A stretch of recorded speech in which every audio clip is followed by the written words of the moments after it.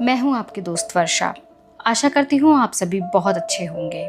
हमारी वीडियोस को बहुत सारा प्यार देने के लिए बहुत धन्यवाद।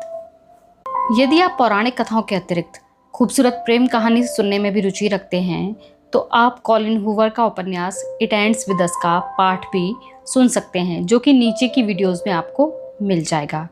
तो चलिए शुरू करते हैं अगला अध्याय, जिसका नाम है लाक्षा। प्रथम रात्रि ही मेरी आशाएं ध्वस्त होकर मेरे आसपास बिखरी पड़ी थीं। मैं उस लाक्षागृह के विषय में सोच रही थी जहां मेरे पतियों को जलकर मर जाना था। वह आखिर अस्तित्व में कैसे आया होगा? मैं अपने स्वप्न में लाख की एक कीड़ा थी, अपने सैकड़ों बहनों के साथ में एक नई टहनी पर चिपक कर उसका रस पी रही थी। चूंकि मेरी आंखें नहीं थीं, इसलिए मैंने अपनी समस्त ऊर्जा व जोश को रसपान पर केंद्रित कर रखा था। मैं रसपान करते करते बड़ी हो गई और मैंने मिट्टी सी इतनी सारी लाल राल निकाली कि मैं अपनी सैकड़ों बहनों की भांति उससे पूरी तरह ढक गई और भीतर मेरे अंडे पल रहे थे। इस बीच चंद्रमा 3 बार पूरा बढ़ गया। राल इकट्ठी होकर टहनियों पर इस तरह फैल गई कि समूचा वृक्ष कांपती हुई लौ की भांति लगने लगा। प्रतीक्षा करते हुए गांव वाले हामी भरने लगे। शीघ्र ही अंडे फूटे और उनमें से सैकड़ों नवजात कीड़े अन्य वृक्षों की शाखाओं पर फैल गए। गांव वालों ने भी टहनियां तोड़कर उनकी राल साफ कर ली और उन्हें वारणावत भिजवा दिया, जहां दुर्योधन ने अपने 5 चचेरे भाइयों के लिए एक महल बनवाने के आदेश दिए थे। और मेरी मृत्यु हो गई। मेरे लिए शोक करने की आवश्यकता नहीं है। मेरा कार्य पूर्ण हो गया था। राजमहलों ने सदा मुझे आकर्षित किया है, यहाँ तक कि अपने पिता के महल जैसे उदासी भरे ढांचे ने भी, जो उनके प्रतिशोध के आवेश हेतु उपयुक्त पृष्ठवर्म था। क्या हमारे घर भी ऐसे ही नहीं होते, जहाँ हमारे दिवा स्वप्न भौतिक रूप लेते हैं और हमारी गोपनीयता उजागर हो जाती है? इसका विपरीत भी सही है। हम बड़े होकर वैसे ही बनते हैं जैसा हमारा परिवेश होता है। अन्य कारणों में से यह भी एक था कि मैं अपने पिता की 4 दीवारी से भाग जाना चाहती थी। यद्यपि मुझे नहीं पता था जब तक मैं वहां से निकली काफ़ी देर हो चुकी थी। उनके जीवन के सिद्धांत मेरी आत्मा पर अपनी छाप छोड़ चुके थे। मैं प्रायः अपने उस महल की कल्पना करती थी जो मैंने सोचा था कि कभी मैं स्वयं बनाऊंगी। वह किस चीज़ का बना हुआ होगा? उसका स्वरूप कैसा होगा? द्वारिका में कृष्ण का महल गुलाबी पत्थर का बना हुआ है और उसके तोरण समुद्र की लहरों के समान हैं। यह सुनने में मनोहर लगता था, किंतु मैं जानती थी मेरा महल इससे भिन्न होगा। वह विशिष्ट रूप से मेरा होगा। जब मैंने कृष्ण से पूछा कि उनके विचार में मेरा महल कैसा होना चाहिए, कृष्ण ने कहा, तुम पहले से ही 9 द्वार वाले महल में रहती हो, जो सबसे शानदार है। इस बात को अच्छी तरह समझ लो। वह तुम्हारे मोक्ष एवं पतन का द्वार होगा। कभी कभी उनकी पहेलियां थका देती थीं। मैंने दीर्घ श्वास छोड़ी।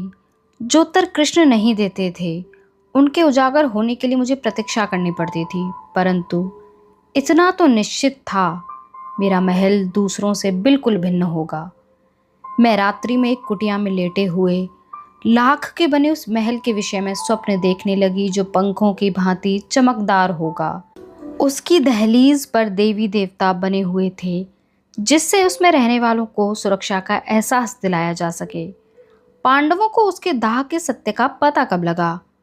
उन्होंने किसी को नहीं बताया।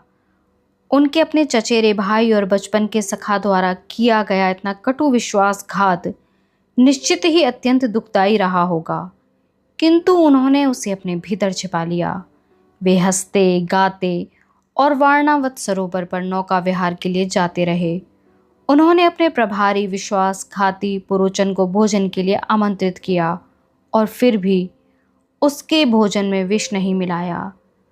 उन्हें इतनी शक्ति कौन देता था? कई वर्ष बाद सबसे छोटे भाई और सौम्य इतिहासकार सहदेव ने मुझे शेष कथा सुनाई। उसने कहा, जब हमारी माता को पता लगा कि दुर्योधन ने हमें मारने के उद्देश्य से वारणावत में हमारे लिए अवकाश मनाने का प्रबंध किया था। वह अपने कक्ष में जाकर दिन रात रोईं। हम उनके कक्ष के बाहर घूमते रहे। हमें यह समझ में नहीं आ रहा था कि हम क्या करें। वह सदैव अत्यंत मजबूत रहती हैं, हमारी आधारशिला। जब वह बाहर निकली तो हम सब उन्हें सांत्वना देने के लिए भागे, परंतु उनकी आंखें नम नहीं थीं। उन्होंने हमसे कहा, मैंने अपने जीवन के समस्त आंसू बहा दिए हैं, जिससे वह दोबारा कभी मेरा ध्यान भंग न कर सकें। यद्यपि इस बात में वह गलत थी। एक स्त्री कभी अपने जीवन भर के आंसू नहीं बहा सकती। यह मुझे कैसे पता? क्योंकि कुंती को दोबारा रोना पड़ेगा और उनके साथ मुझे भी रोना पड़ेगा। उन्होंने नेत्रहीन राजा के प्रधानमंत्री विदुर को संदेश भिजवाया, जो हमारे प्रति सहानुभूति रखते थे। उनकी सलाह पर हमने घर से वन तक एक सुरंग खोदी, जो हमारे वहां से निकल जाने के पश्चात नष्ट कर दी जानी थी, जिससे हमारे भाग निकलने का कोई प्रमाण न बचे। परंतु उन्होंने हमें सही समय आने तक वहां से निकलने नहीं दिया। इस बीच प्रतिदिन वह निर्धनों को भिक्षा और बेघर यात्रियों को रहने की जगह देती रहीं, जिससे कि वे लोग सो सकें। एक रात एक निषाद स्त्री अपने 5 पुत्रों के साथ वहां आई। वे लोग बुनी हुई टोकरियों और पंखों वाले बाण लेकर किसी उत्सव में जा रहे थे। हमारी माँ ने उन्हें उनके पसंद का भोजन और मदिरा उपलब्ध कराई।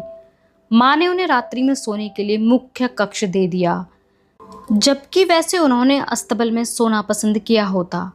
जब वे लोग सो गए तो माँ ने हमें घर में आग लगा देने के लिए कहा। हमें तब उनकी योजना का कौशल समझ में आया। निषाद परिवार के झुलसे हुए कंकालों को हमारा कंकाल समझा जाएगा। दुर्योधन को विश्वास हो जाएगा कि हम लोगों को मारने में सफल हो गया। परंतु हम लोग भी परेशान थे। वे लोग हमारे अतिथि थे। उन्होंने हमारे घर में भोजन किया था। वे हमारे ऊपर विश्वास करके सो गए थे।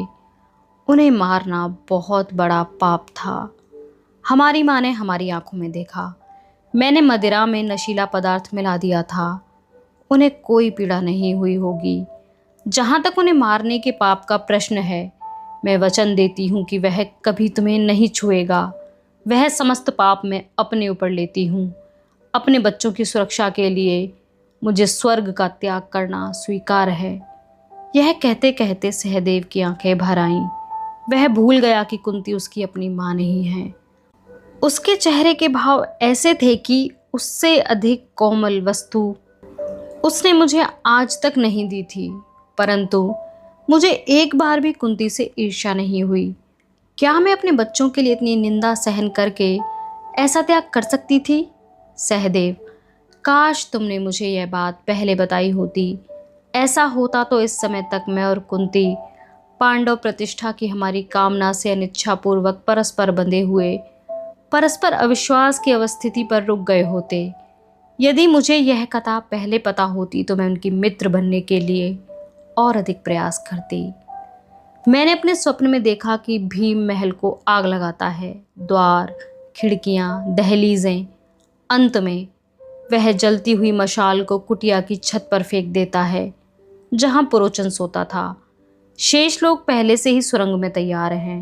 वह कूदकर उनके पीछे आ जाता है और फंदा द्वार खींचकर बंद कर देता है। आग मक्खियों की भांति फैल जाती है। सुरंग की छत छूने पर गर्म लगती है। महल की दीवारें झुककर मुड़ जाती हैं। देवताओं के गालों पर लाख के आंसू बहने लगते हैं। पांडव अपने हाथों और घुटनों के बल मिट्टी में घिसटते हुए आगे बढ़ते हैं। उनके कान चीखें सुनने के लिए चौकन्ने हैं, परंतु आग की तेज भभक में अन्य सभी आवाजें दब जाती हैं। महल में विस्फोट होता है। भयभीत हृदय फट जाता है। उसे देखने आए लोगों ने बाद में बताया कि उन्होंने जलते हुए पंखों पर हजारों कीड़ों को आकाश में ऊपर जाते हुए देखा। आज की वीडियो में बस इतना ही। मिलते हैं अगली वीडियो में।